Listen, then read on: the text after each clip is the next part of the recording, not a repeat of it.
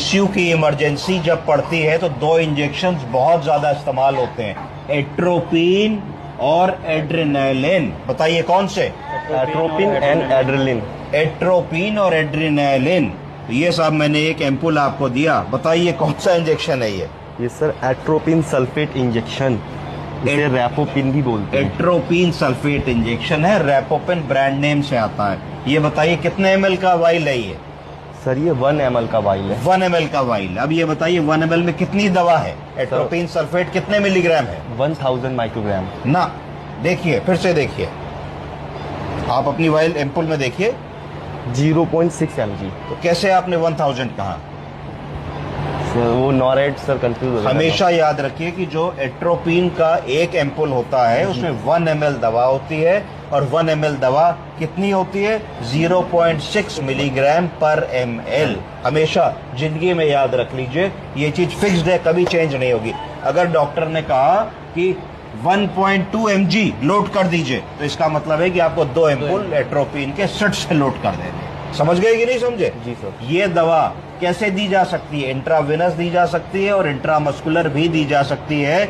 जरूरत पड़े तो सबक्यूटेनियस भी हम लोग इस दवा को दे सकते हैं। इसका क्या इंडिकेशन है, कब दी जाती है?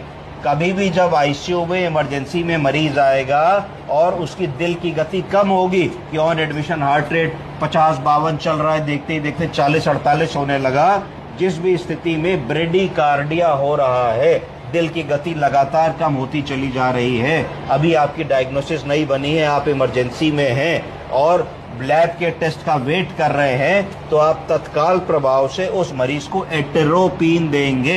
इसमें बड़ा कंफ्यूजन होता है कि एट्रोपिन दे कि एड्रेनालिन दे। एट्रोपिन देंगे। आप समझ रहे हैं कि नहीं समझ रहे हैं? इसकी जो मैक्सिमम डोज है वो डॉक्टर आपको बताएगा कितनी होती है, पर 3 मिलीग्राम 4 मिलीग्राम तक आप इसको सेफली दे सकते हैं बिना किसी परेशानी के। हर 2 इंजेक्शन के बीच में 3 से 5 मिनट का गैप होना चाहिए। तो अगर आपने किसी का हार्ट रेट 38 हो गया और आपने एक इंजेक्शन उसको एट्रोपिन का लगाया, तो 3 मिनट से 4 मिनट का वेट करेंगे अगला इंजेक्शन लगाने से पहले। समझ रहे हैं कि नहीं समझ रहे?